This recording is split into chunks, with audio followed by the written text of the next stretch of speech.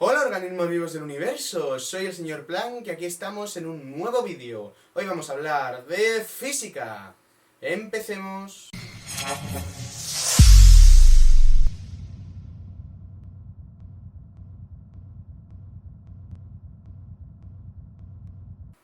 Bien, seguimos aquí resolviendo ejercicios de inducción electromagnética. Hemos visto ya en pizarra el caso en el que cambia la superficie y el caso en el que cambia el valor del campo respecto al tiempo, ¿vale? Ya solo nos queda un caso posible, que es el caso en el que cambia el ángulo, ¿vale? En este ejercicio de aquí nos dicen, tenemos una espira cuadrada, ¿vale? De lado A 10 centímetros, ¿vale? Como es cuadrada, este lado y este lado miden lo mismo, ¿vale? Esta espira está inmersa en una región en la que hay un campo magnético. Ahora vemos cómo es ese campo. Y está rotando, ¿vale? Vamos a poner que está rotando en este sentido. Y lo que he establecido aquí es el eje de giro, ¿vale? El eje de giro siempre es perpendicular a la rotación. Si la rotación es circular, pues es una recta perpendicular a la rotación, ¿de acuerdo? Vale, y nos dicen, el campo magnético es siempre perpendicular al eje de la rotación. Un eje es una recta, ¿no? Entonces tenemos aquí esta recta, el campo magnético atraviesa la espira y es perpendicular al eje, o sea, en este punto es así, ¿vale? Cuando la espira la veamos aquí planamente, si este es el eje de rotación, el campo magnético saldrá o para fuera de la pizarra o irá para adentro, ¿vale? Vamos a poner un punto de que sale para afuera, ¿de acuerdo? Y así sucesivamente, ¿vale? Es como si tuviéramos aquí, mi dedo es el campo magnético y esto es la espira, ¿no? Conforme va rotando, el campo magnético rota con ella, ¿vale? Bien, y...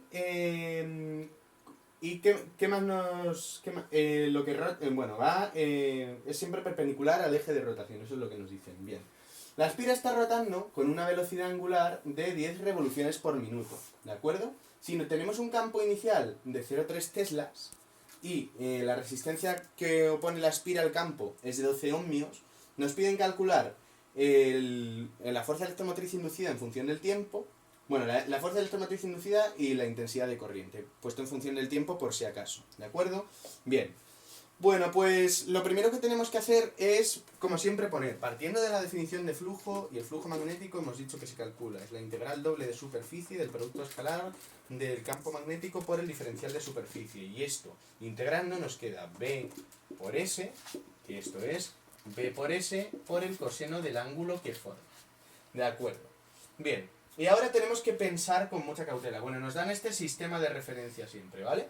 Ahora, sabemos que el campo es perpendicular al eje de giro, ¿vale? Pero que sea perpendicular al eje de giro no quiere decir que sea perpendicular también a la superficie, ¿de acuerdo? Es perpendicular a este eje de giro en todo momento, ¿vale? Pero la superficie va rotando, ¿sí? Entonces, como nos dicen que el campo magnético es uniforme, eso significa que va a tener siempre... Sí, perdonadme, que antes he metido la pata. Antes he dicho que el campo magnético rota con la espira. Eso no es así. El campo magnético conserva su dirección. La que está rotando es la espira, ¿vale? O sea, lo que he dicho al principio estaba mal, perdonad. Lo que habéis visto antes que he hecho con el dedo, ¿vale? El dedo no era el campo magnético, era el vector superficie, ¿vale? Que me he equivocado. Mientras lo estoy diciendo me estoy dando cuenta. Bien.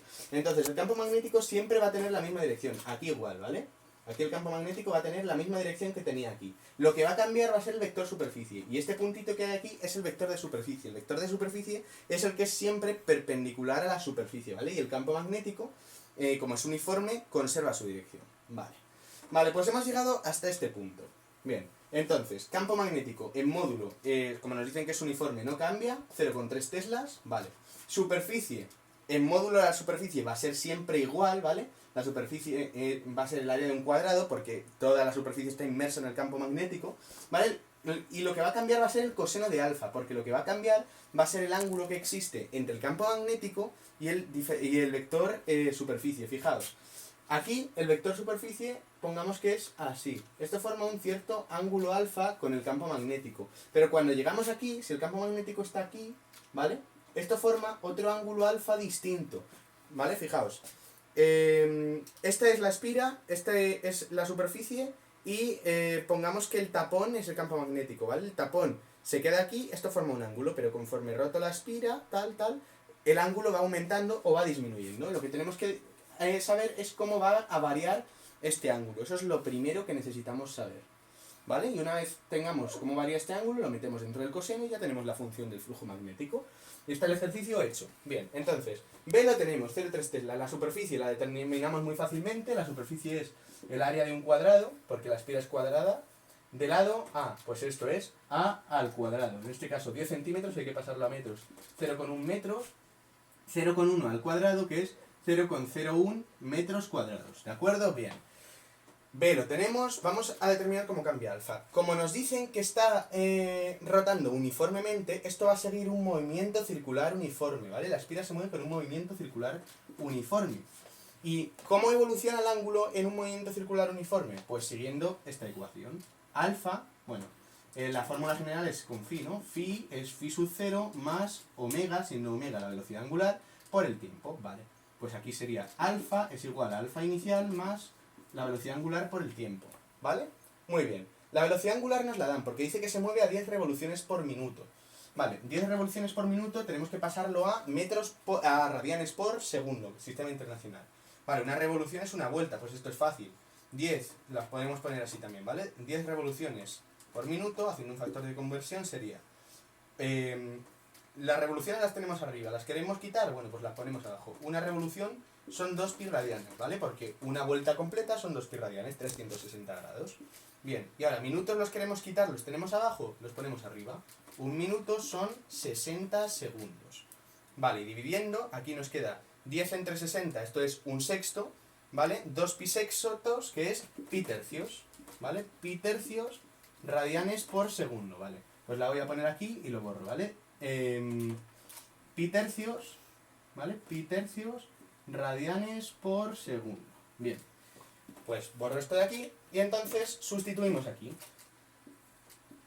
¿Cómo cambia alfa en función del tiempo? Pues es el ángulo que forman inicialmente. Como no nos lo dicen, ¿vale? O no lo recuerdo bien, quizá en el instante inicial nos lo dieran, que es paralelo, ¿vale? Que el vector campo magnético es paralelo al vector superficie.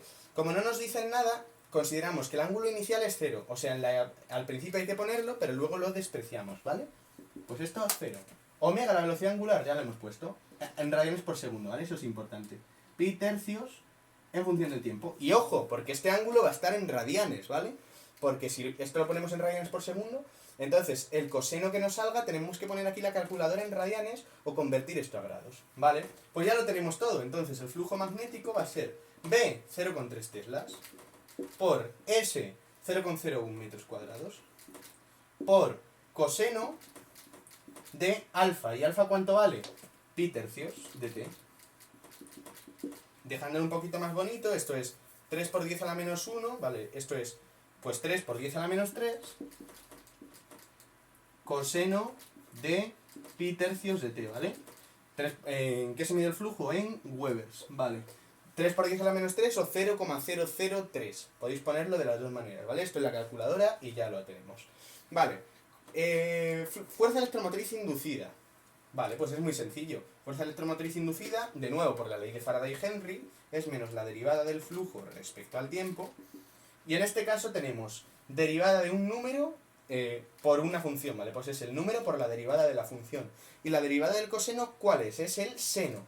Pero como no tenemos el seno de t, que es lo que estamos derivando, sino el seno de pi tercios de t, el seno de otra función, aplicando la regla de la cadena, la derivada del coseno de una función es menos el seno de la función por la derivada de la función. Y la derivada de esto respecto a t es pi tercios.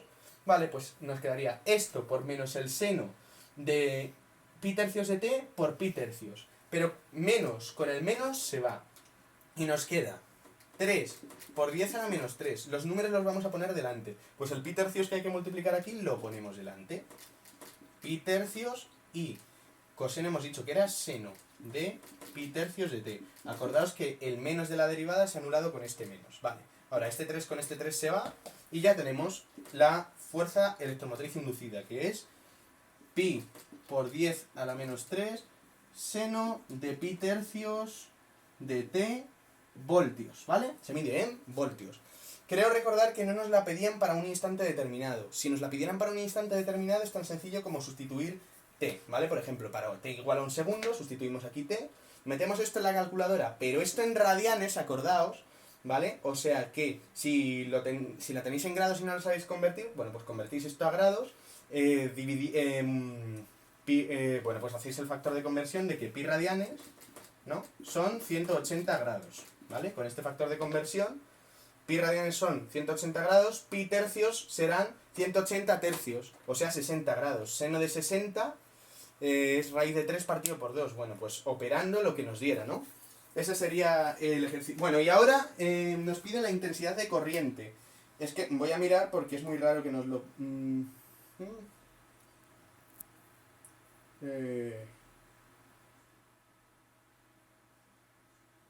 Sí, sí, sí. Bueno, pues nos lo piden así, vale, pues perfecto. Pues ahora la intensidad de corriente se saca por la ley de Ohm, y la ley de Ohm nos dice que E es igual a I por R, ¿vale? Pero esto en valor absoluto.